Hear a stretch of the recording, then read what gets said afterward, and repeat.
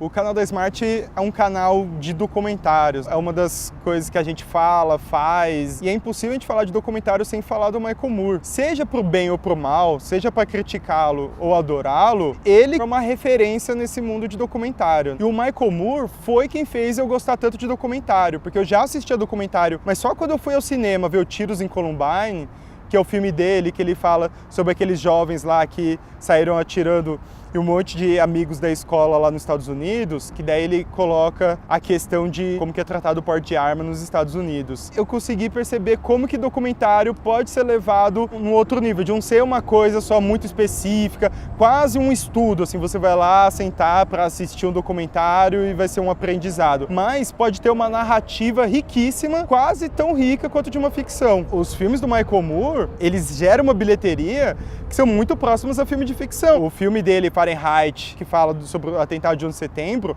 é o documentário que teve mais bilheteria até hoje e arrecadou 120 milhões de dólares, que é uma coisa assim surreal. Qualquer filme que fatura 120 milhões de dólares já é motivo de comemoração para qualquer estúdio, para qualquer filme. Imagina um documentário. Congressman, trying to get members of Congress to get their kids to enlist in the Army and go over to Iraq.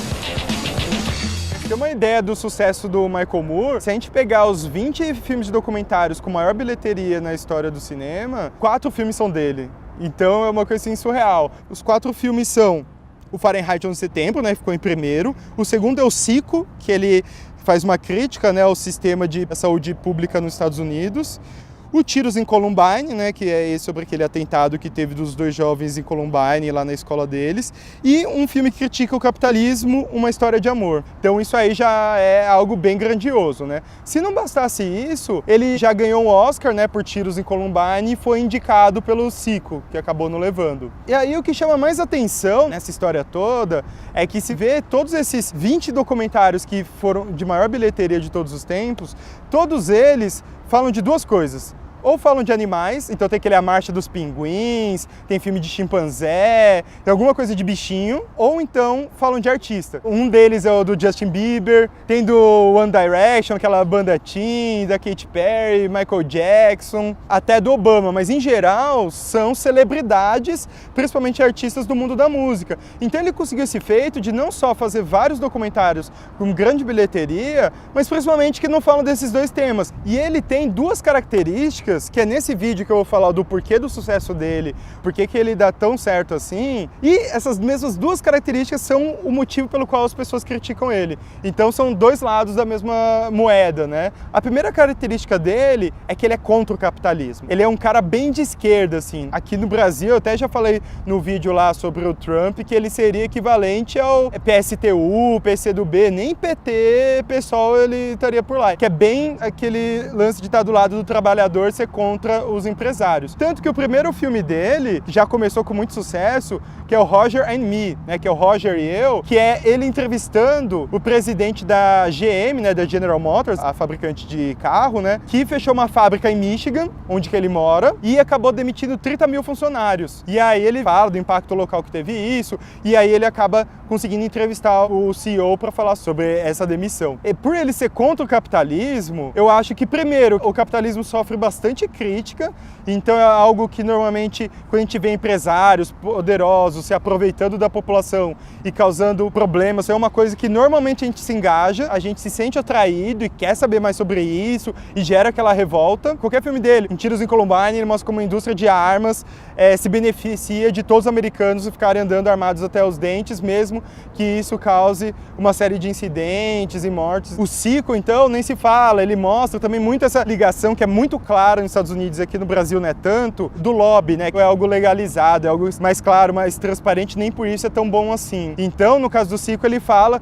como que as indústrias de plano de saúde, indústria farmacêutica, paga para os políticos para se beneficiarem. Então, até da Hillary Clinton, que é engraçado que agora com as eleições que houveram nos Estados Unidos, a Hillary virou a boazinha e o Trump o demônio. Só que, nesse documentário Psycho, mostra como a Hillary Clinton era contra os planos de saúde para defender a população população. Aí os planos de saúde começaram a financiar, a doar muito dinheiro para ela, tanto que ela é a segunda política que mais ganhou na época lá dinheiro dos planos de saúde, daí ela começou a ficar quietinha. Parou de propor essas reformas, essas alterações e tal, e aí virou amigos do pessoal do plano de saúde e deixou o sistema de saúde como é que tá, né? Enfim, todo o documentário dele tem essa questão de como que as corporações, megacorporações e empresários ficam cada vez mais ricos, se aproveitando da população, deixando a população com problemas. E isso é uma coisa que mobiliza muito as pessoas, né? Sejam as pessoas mais de esquerda, mais socialistas ou não, é algo que incomoda todo mundo. Tem uma visão de direita e do capitalismo que o capitalismo é sobre empreendedorismo. Não tem nada a ver com monopólio. Capitalismo de verdade são empresas de 100, 200 funcionários, diversidade, concorrendo e gerando benefício para as pessoas. Quando vira uma empresa de 50 mil funcionários e vai lá e cria um monopólio que dita o mercado, inclusive tem relações estreitas com o poder para definir políticas públicas, isso não é capitalismo na visão de algumas pessoas, mas tem esse lado. Ou seja, o que o Michael Moore propõe contra o capitalismo é algo assim que atrai todo mundo, esse lado mais corporativo, mais evil de como funciona o nosso mundo, né, econômico. O segundo aspecto do Michael Moore é que ele imprime uma narrativa absurda, assim. Até fui curioso para saber como que ele constrói o roteiro e a edição do filme dele, porque ele parece, é quase certeza, que ele já vai com uma visão pronta do mundo e ele faz documentário em cima daquela visão pronta. E isso gera o lado bom, que ele faz um roteiro interessantíssimo. Então tem um storytelling, tem conflitos muito claros, tem protagonista e antagonista muito claro, que isso deixa o documentário com uma cara de ficção. Então aqui nesse vídeo, como eu estou falando do lado bom, isso traz o lado bom porque prende a gente, prende os espectadores em geral, faz a gente se engajar, se empolgar, querer continuar vendo aquilo. Ele traz um elemento de storytelling na linguagem dele, né? Então o documentário, em vez de ser aquela coisa jornalística, de abordar todos os lados, numa posição muito neutra, ele não é neutro, ele vai para um lado, ele é sempre de esquerda, sempre contra as corporações, já é meio claro, ele já parte dessa premissa quando ele vai filmar, e ele traz toda uma linguagem em cima disso, entendeu? Como personagem, ele inventa histórias, usa sarcasmo, né? Inclusive no último documentário dele, que eu vou indicar depois, que é o Where to Invade Next, que é onde nós devemos invadir agora, né? Ele faz uma brincadeira, falando que os militares dos Estados Unidos chamaram ele para invadir países para trazer coisas boas para os Estados Unidos. Ele faz toda uma brincadeira